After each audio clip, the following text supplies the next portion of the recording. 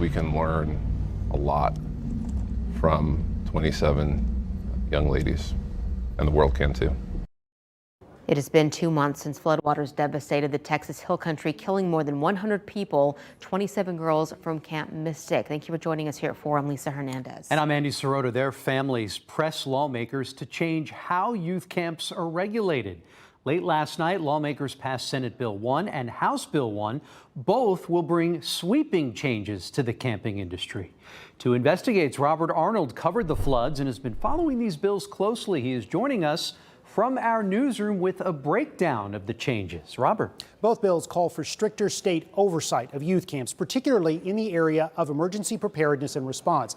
These bills also impact where camps will be allowed to put cabins on their properties.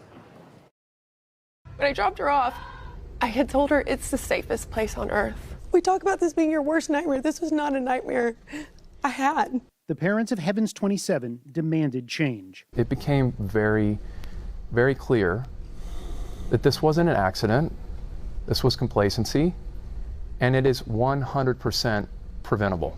What's being laid out in this bill should be the bare minimum. House Bill 1 and Senate Bill 1 now require camps to keep buildings out of the floodplain or at least 1,000 feet away from a floodway.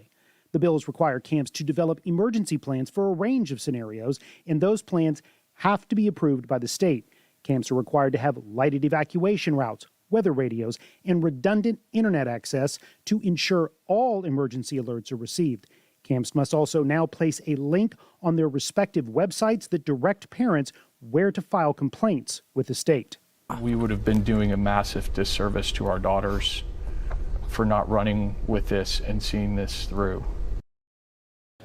House Bill 1 also calls for the creation of a youth camp multidisciplinary team made up of emergency management, fire marshals, the Department of Public Safety, Parks and Wildlife, the Water Development Board, Texas A&M's Forest Service, and the Texas Department of State Health Services, which licenses and inspects camps. This team will review current rules and determine if more changes are needed.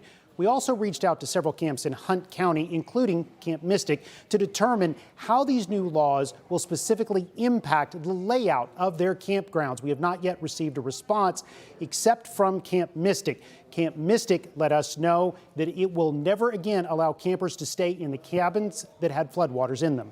Live in the newsroom, Robert Arnold, KPRC 2 News.